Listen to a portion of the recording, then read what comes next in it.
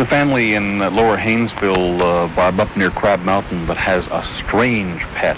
It's a crow. They call it Bo. Bo the friendly crow. Some of the local residents claim that it can talk. Well, I just had to check this out. When I drove into the driveway and got out of the truck, Bo was there. Delmas Hanson's son, Darcy, was hand-feeding him a wiener by hand.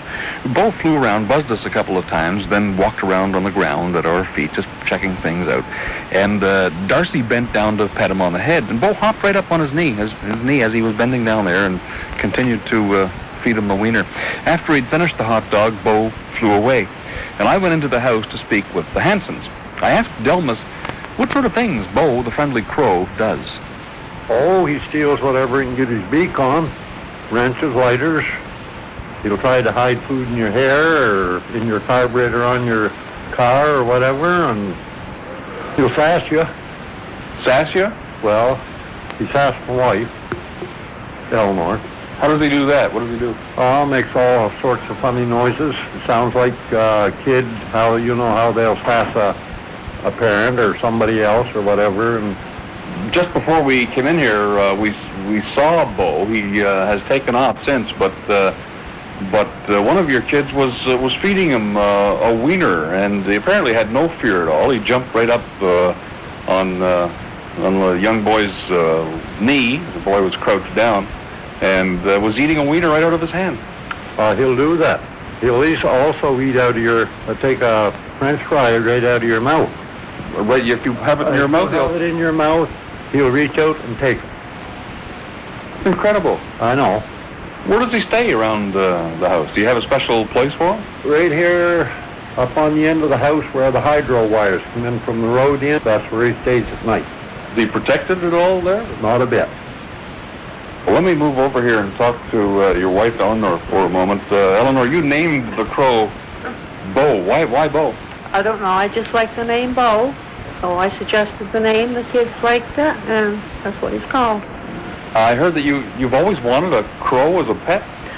Yes, I have. We had one when I was just small, but I've always wanted a pet crow, so I've got one. I've never heard of anybody with a pet crow before. No, there's not too many around. What do the neighbors think of this? Because he flies around to their houses too, doesn't he? Yes, everybody seems to like him. Everybody feeds him, so you don't have to worry about him going hungry or anything. I don't know whether he's looking for food or I think he just likes company. I heard somebody took a shot at him once. I'm quite sure they did. It looked like a shot right just behind his beak on the underneath, and tore the feathers out. He bled quite a lot. He bled? He was bleeding? Oh, yeah. So I thought, well, the way I thought about it, somebody thought they were smart, and, well, it was in hunting season, and somebody's going to, well, knock his head off. They probably didn't know it was a tame crow. Well, that's possible, too, but still in all, I don't know why anybody would shoot a crow or a raven. No, neither do I. I have no idea. I hear he likes to land on cars and hang around cars. He likes to destroy the windshield wipers on them. Destroy the windshield wipers? Well, yes,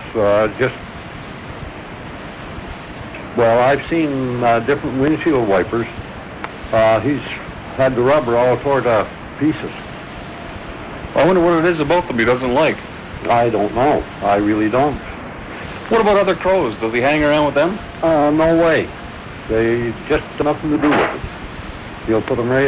The wild crows will put him right put him right to the ground.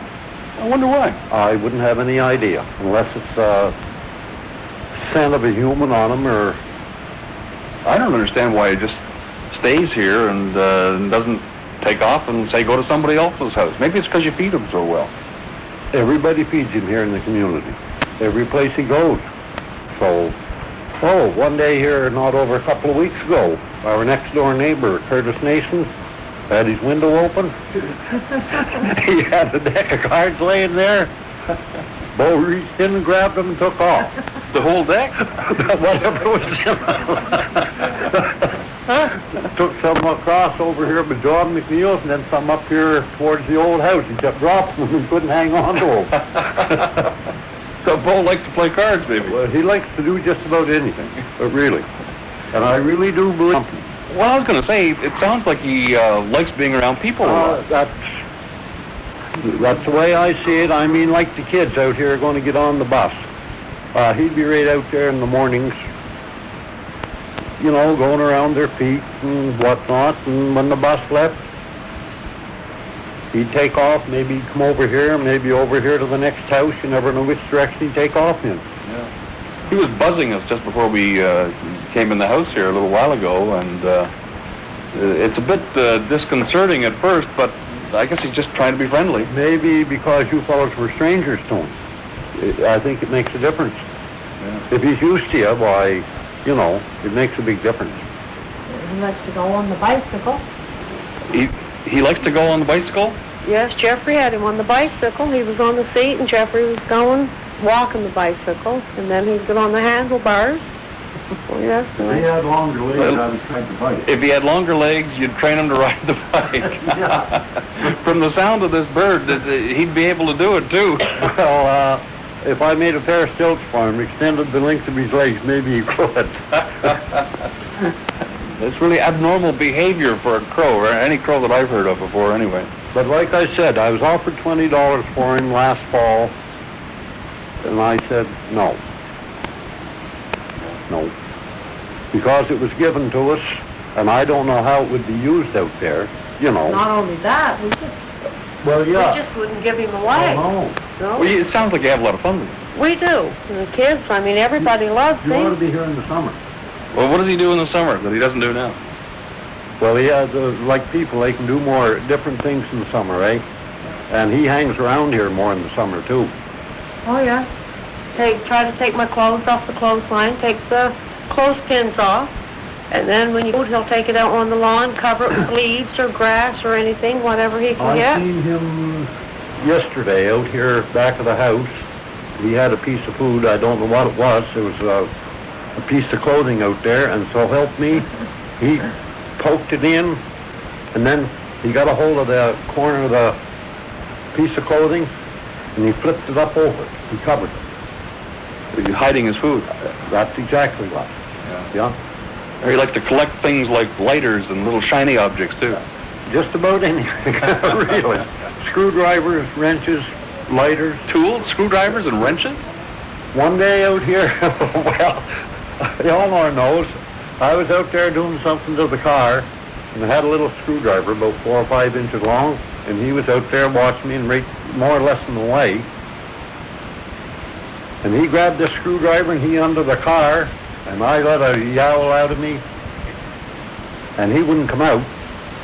So, well, he did come out after a while, and I hollered at him again. He was walking, and he dropped it, and I went and got it. And you put the Christmas lights up. He's at them, tries to take them down. Oh, yeah. Yeah. Sure. Well, he sounds like a really entertaining bird to have around. Well, his brother's family across the road has him on tape, and they said he's just strutting around like he knows he's on tape. He's on videotape. Yeah, he is. Yeah. Well, Ann was telling me, Ann McNeil over here the other day, that Becky, their youngest girl, seen Bo out there. Why, she said, yeah, there goes the Star of Haynesville right there. Between the Crow and Crab Mountain, it brought the Haynesville back on the map of the world. Yeah, right. And one that says that she's heard him say hello. Pauline Stillwell says she heard him say hello. The actual word, hello? Yeah, hello. Yeah. I've never heard it myself. And then the noise like the horse. You can make a noise like a horse? Beverly says he can. He said he heard him. Just like a horse. Yeah, It whinnies like a horse. and he heard him 2 or 3 times. Well, now, as you know, there are birds that can imitate people or other animals, like parrots and budgies and yeah, I never knew crows could do that. It takes a long time to teach them anything. They say you have to, like if you teach them a word, do it about 50 times, just to one person, until they start to talk. But there's a guy down the road, does have a horse, and he must have heard that to make the noise like the horse. So maybe when he's not around here, he's going to visit the horse. Well, usually he comes back here Well, today he was early, but anytime in the afternoon, but at night, when it's getting dark, is when he comes home to stay. Thanks very much for talking with me. Delmas and Eleanor Hanson in Lower Haynesville. When I went outside, there was no sign of Bo. He was probably down the road a bit practicing his horse whinny. Wonder if they could teach him to say, nevermore.